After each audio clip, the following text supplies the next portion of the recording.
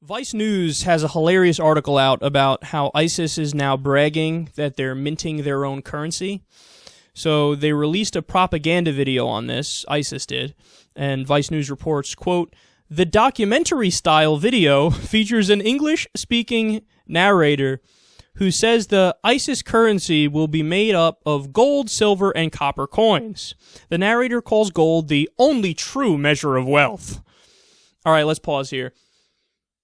Ron Paul just started liking ISIS a hell of a lot more than he did. I'm kidding, guys. Libertarians, don't get mad at me. It's a joke. I know Ron Paul does not support ISIS, but I'm saying Ron Paul's one of those guys who's like, gold, gold, gold. We need to go back to the gold standard. Gold, gold, gold, gold, gold, gold, gold. Paper currency is useless. Fiat currency, as they call it, is always useless. Got to go back to gold. Got to go back to precious metals. So there's an agreement there, at least on one thing. Ron Paul read this. He's like, fuck! ISIS is going to get ahead of us now. God damn it. All right, so they say that, and they continue. And they say the new currency will deliver a second blow to the U.S. and its capitalist financial system of enslavement after 9/11. Think about the overwhelming irony in that statement. This is from the documentary that ISIS released. We're going to do a second blow to the U.S., so 9/11 was the first, this is the second, and its capitalist financial system of enslavement. Now, I have many problems with capitalism, and I have many problems with capitalism specifically as it's practiced in the United States of America. No question about it. But ISIS is quite literally in favor of enslaving people. Have you not seen the 100 articles that have come out and all the videos that have come out, which are clear that ISIS is currently engaged in sex slavery, trading for sex slaves? So they're attacking the U.S. and they're going, capitalist system of enslavement. We're so against that. As at the same time, they're like, okay, now can I buy a brunette to force her to fuck me and to be my slave?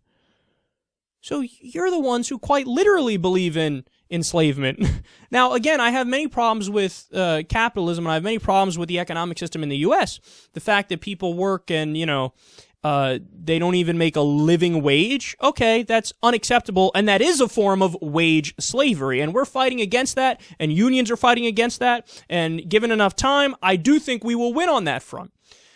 But the idea that you are not significantly more morally inferior is absurd. You have no right to bitch about slavery when you're involved in slavery, you pricks. But then again, logic is obviously not one of the things that ISIS cares about, because if you cared about logic, you wouldn't fucking be in ISIS. It's pretty simple. They continue.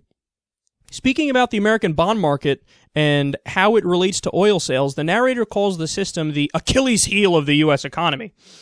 When struck, it will mark the death of this oppressive banknote and bring America, the symbol of injustice and tyranny, to her knees. Oh, come on. Spare me with the dramatic rhetoric here. The U.S. is the symbol of injustice and tyranny. Again, let's have a conversation about U.S. foreign policy, and I'll outlib pretty much anybody.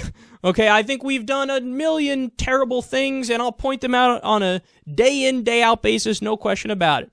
But you are fucking ISIS. The last people to ever talk about injustice and tyranny is you.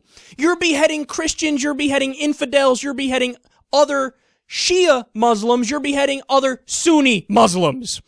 You guys are the problem. You guys are terrorists. You guys do believe in violence. You guys are the height of immorality and tyranny and injustice. You've killed people in your own ranks because they dared to smoke a fucking cigarette. And your punk asses are going to sit there and say, the U.S. is so fucking oppressive, man. They don't even give people paid vacation over there. God damn it. Yeah, the fact that they don't give paid vacation, it's actually right that that's not cool, but that's nowhere near as fucked up as you are, you ridiculous pricks. Again, I just find it funny that it's like Kim Jong-un ranting about dictatorships. Like, oh, God, I got a problem with authoritarianism. I got a problem with fascism and dictatorships. Look at how they function. Look at this shit. Have you seen South Sudan? That's like Kim Jong-un saying that. What would everybody's response be? You're Kim Jong-un, you motherfucker! You have concentration camps! You are the biggest authoritarian. People think you're a demigod. You've pretended like you've never shit in your entire life. That's how ridiculous the propaganda is over there. They say either he or his father was born under a fucking double rainbow and they're demigods, and please spare me. One of the pieces of propaganda is that I think it was Kim Jong-un's dad, Kim Jong-il, had like 11 holes in one the first time he played golf. Authoritarianism is bad and wrong. That's what you are. That's what you are. Injustice is wrong. That's what you do, ISIS. That's what you do. And then my favorite line in the article. Financial experts have said it's highly unlikely that ISIS currency could gain traction globally. It's like blood diamonds. No credible financial institution is going to take this. You don't say. So you're telling me if I go on Amazon and I want to buy a book, well, they're just not going to take ISIS gold coins.